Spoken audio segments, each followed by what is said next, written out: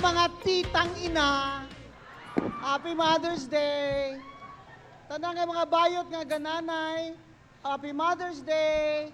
Ang mga walay anak nga nag-adapt na lag mga iro, Happy Mother's Day. Sa mga igsuon nako nga mga Muslim, Assalamualaikum. Ang sinasabi ng Quran, heaven lies at the feet of your mother, not your father. So, today is a very special day. Na timing ko nga naadiri ang Rage Coalition sa Bacolod. Kung isa-isahin ko dito, ang mga kaibigan ko, ay, Bacolod naman, Cebu! Unsa man kay gikan mangugog Bacolod. Isa-isahon ko ako mga amigo dire.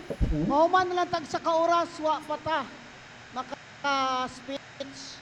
Pero, unahon na lang na ako, kinsa may pinakagwapo dire, si Bebot Belogod. Ano ba? Bot, iko na ako ni si Bebot. 1970s, garali pa mi. Mao ni akong rally buddy. Tanan, patay na. Siya na lang yung nabuhi. So, sentimental kaning Cebu. Sa pag-anto na ako dire, Bot.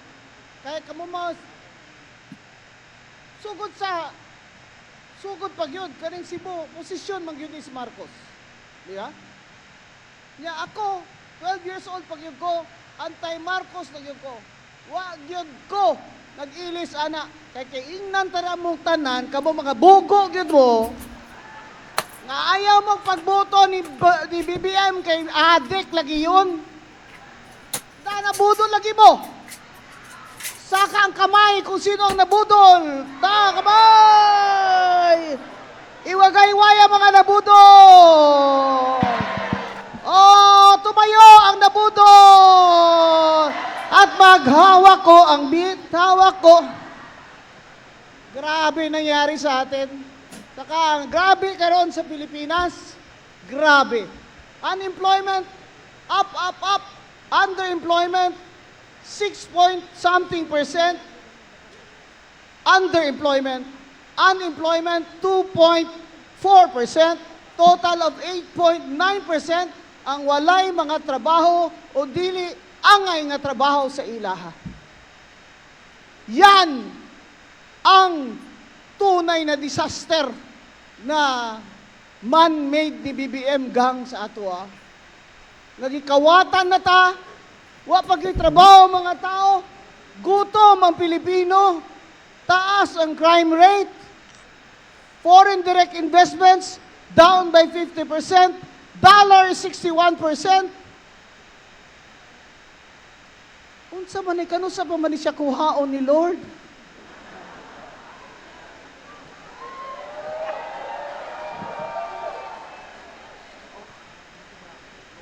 Years old pa ko, wag yung kuyawan ano niya. 1988, nag-mayor kami ni Digong. 1986, i-appoint ko mayor ni Cory sa Cadiz, si Mayor Digong Duterte, Vice Mayor sa Davao niya. Nagkita mi uli in 1988 after we won the election and I was Vice President of the League of Cities of the Philippines. I first met Rodrigo Duterte when I visited Davao because yung mga taga-Manila na mga presidente, mga officers ng League of Cities, ayaw pumunta sa Davao kaya nahadlok sila. Ano nahadlok man mo si NPA, nga andyan man si Digong Duterte. That's how I met him. And the second time I met him again on paper was a disqualification case.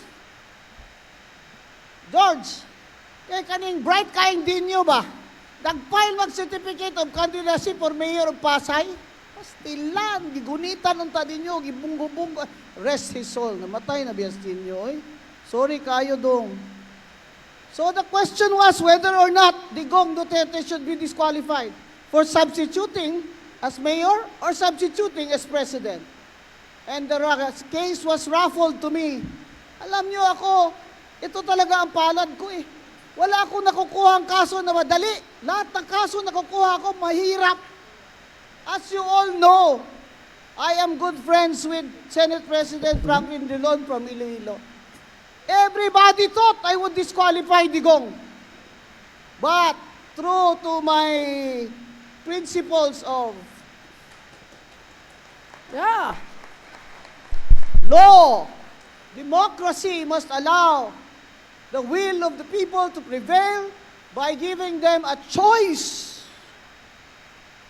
of presidential candidates. And I called my division commissioners and I said, this is my decision and this is my reason and what do you think? Sabi nila sa akin, ma'am, sama kami sa iyo dyan. We agree. We agree that there is a lacuna legis. Yung mga abogado, bibigyan kayo ng mga Latin words para makasingil sa inyo ng malaki. Lacuna legis. There is a gap in the law. And the gap in the law, I will interpret in favor of democracy and the people. And therefore, give them Rodrigo Duterte! And let him lose to the unsuspecting public. Tignan ako ang humor. Ayoko na mag-English. But, as I said to him when he was mayor and I visited him, I said, you are destined to be, I said, this man is destined to be a national leader someday. And I was not wrong. At sinabi nila, DDS ako. Hindi ako DDS o hindi man ako nabudol. Kayo yun. Dilawan ako bay. Appointed by President Cory Aquino. Fighting Marcos since I was 12. My whole family. Tinaya namin yung mga lupa namin at lahat. The first thing that Marcos did was confiscate our electric plant. Pastilan niya. Yawa kayo. And of course, control to monopolize the sugar industry. That is why Negros Occidental will never let a Marcos win in our province. And now, that's why I'm telling you all this background, just to show you that this is really a coalition. Rage is a coalition because I am not a DDS. I am not from Davao. I was commissioner when he ran for president. So you people who are asking, hindi naman yan siya nag-support kay Digong nung sa una pa, sa buguan ni Muoy. Commissioner lagi ko kumilig, anong man bastante na akong si tatay pa, bastante na wala kung siya disqualify. Bastante! Oh, yung mga mistiso dyan, ipa-explain mo dyan kay George Arnaez kung ano ang bastante. My friends, Bisaya kay kong dako. Although Ilongga ko, I was born in Cadiz City, my grandfather was mayor during the Commonwealth, and third generation na kami ng mga Osmeña magkaibigan. Dahil dyan, kami ni Tami, dungan po binag-mayor, amigo kami kaayo, karon, 5 na lang may buhi, ipriso pa nila sa Digong. Wa na ko'y bistahan sa Cebu, si Tami na lang yun. Unya, fight lang gyapon mi ni Marcos. And that is what we have in common. But I have to tell you here, this is my first time in Cebu to declare that I am a part of your Rage coalition because I am going to campaign as I support now VP Sara Duterte for President for 2028. Ang mga Bisaya, number 1 voting population ng Cebu, you have to deliver the votes. You have to have a turnout of 98% because kamo, sige na mo, ano gani Henry ang, ano gani, tikal bala, tikal? Ha? Ang hinambog. Oo. Hinambog na mo nga, Cebu ka na, Duterte pa rin. Nga, dili man mo magboto. Ang inyong mga amigo, mga sa bukid, wala man ninyo girehistro. Ako, commissioner ako, bibilang ako ng boto. Ayoko ng promise na hindi nyo naman pala ma-deliver. Kaya kailangan ngayon, dito sa Rage Coalition, pag-uwi natin, we have to connect with our communities para, by our example, ma-convince natin sila wag Sara Duterte all the way. Wala karon. Mayon tag inyo kung i-adapt diha Cebu sa Leyte. Leyte, asa man Leyte? O tanawa, gamay ra kayo kay Tambaluslos taga Leyte man. Gamay ra kayo na taga Leyte. Sabi nila, ma'am, mag-video ka ma'am kay kung dito sa Leyte, pakita ko anong sasabihin ko sa'yo. Magski ano ma'am? Ikulong si Martin! Ikulong si Martin!